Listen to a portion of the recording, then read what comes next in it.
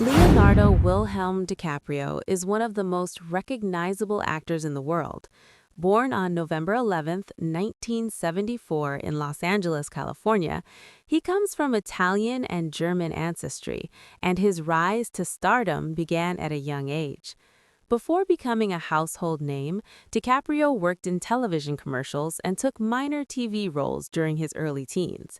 Audiences first noticed him in the early 1990s, including appearances in the sitcom Growing Pains, where his natural talent was evident even then. His breakthrough in film came with This Boy's Life in 1993, where he starred alongside Robert De Niro. That performance earned him praise and set the stage for his role in What's Eating Gilbert Grape, in which he portrayed a young man with developmental challenges. This role brought him his first Academy Award nomination at the age of 19, signaling early on that he was unlike most young actors of his generation. However, it was Titanic in 1997 that truly changed everything. Directed by James Cameron, Titanic was not just a box office phenomenon, but a cultural event. DiCaprio's portrayal of Jack Dawson, a struggling artist who falls in love with a wealthy passenger, made him an icon for a generation. The film grossed over $2 billion worldwide and solidified his place as a leading actor in Hollywood. The term Epstein Files refers to a massive collection of documents, emails, court filings, and other materials related to Jeffrey Epstein and the investigation surrounding his criminal activities. Epstein, a wealthy financier, became infamous for his involvement in sex trafficking of minors and related charges.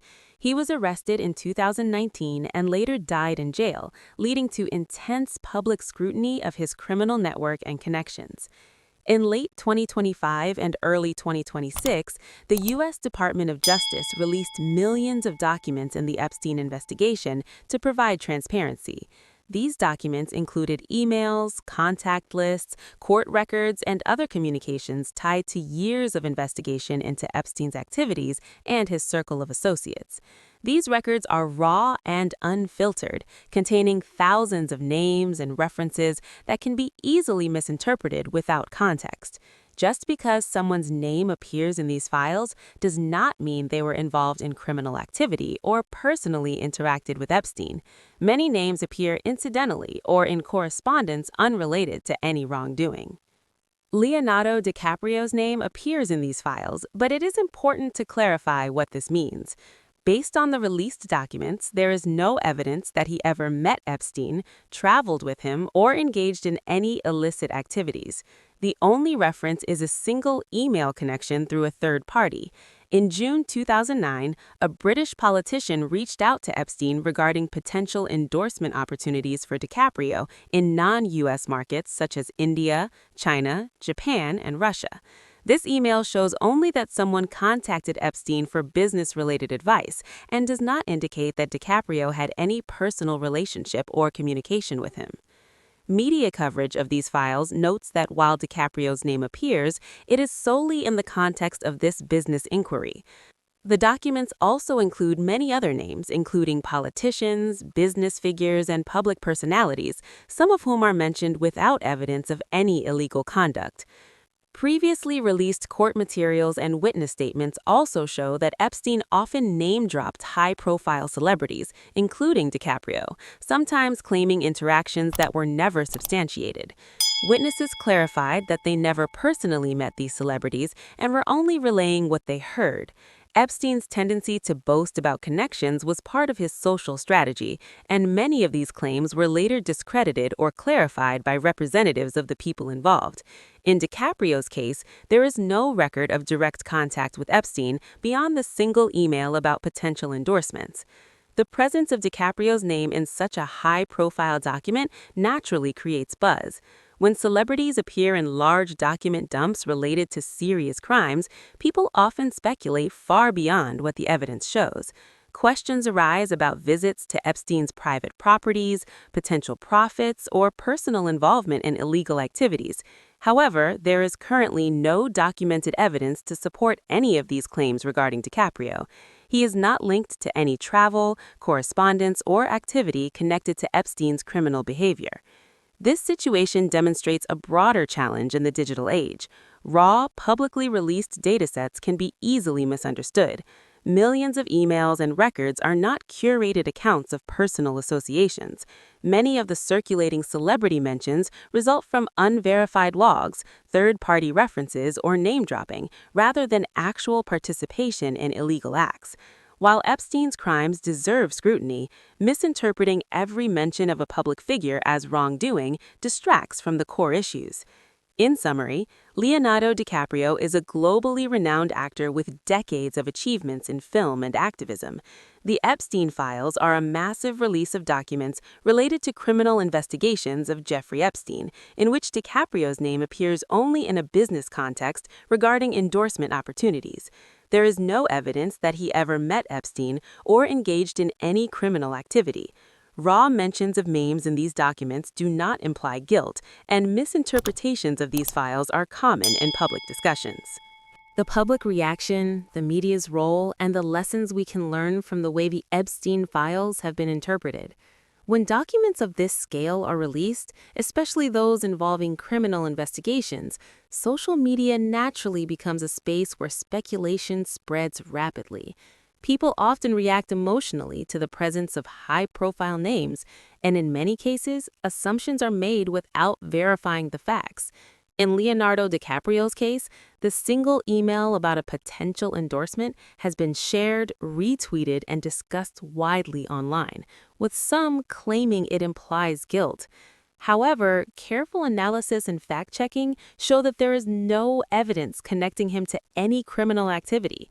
The media plays a dual role in this process. On one hand, journalists and investigators provide critical context, explaining which names are mentioned incidentally and which are tied to verified actions. On the other hand, sensational headlines and clickbait often amplify the public's tendency to jump to conclusions. For DiCaprio, many online discussions misrepresent the nature of his appearance in the files, creating unnecessary confusion and speculation about his involvement. The key takeaway here is that not every mention in a legal document equates to participation in wrongdoing. Understanding this distinction is essential for responsible media consumption and discussion. It's also important to recognize the broader implications of these files on public perception and celebrity culture. High-profile individuals like DiCaprio are often in the spotlight, and their names carry weight. Even a neutral, professional mention in a document can be misinterpreted as negative or scandalous if not examined carefully. This phenomenon highlights the responsibility of content creators, journalists, and even social media users to evaluate sources critically and to avoid spreading misinformation based on incomplete data. The lessons from the Epstein files extend beyond celebrity culture. They show how raw data without context can be misread, and they remind us that legal documents are often complex and multifaceted. The presence of a name in an email, a log, or a court document does not automatically imply guilt or knowledge of illegal activities. For DiCaprio, it is clear that his mention is purely incidental and tied to a professional inquiry, not any personal wrongdoing. At the same time, the files shed light on the importance of transparency and public access to legal records. By making these documents available, authorities allow journalists and the public to scrutinize patterns of behavior, connections, and potential systemic issues. However, transparency alone is not enough. It must be paired with careful interpretation and responsible reporting to prevent mischaracterization of innocent parties. In conclusion, Leonardo DiCaprio's involvement in the Epstein files is limited to a single business-related email, and there is no evidence linking him to Epstein's criminal activities. The release of these documents has led to speculation, discussion, and sometimes misinformation, but the facts are clear. DiCaprio is not implicated in any wrongdoing. This case illustrates how celebrity names can appear in large-scale investigations without implying guilt, and it highlights the importance of context, critical thinking, and responsible media consumption. For viewers, the takeaway is to approach sensationalized reports cautiously and to seek verified information before forming judgments. The Epstein Files provide valuable insights into criminal networks, social influence, and media coverage. But they also demonstrate the risk of jumping to conclusions when raw data is presented without context.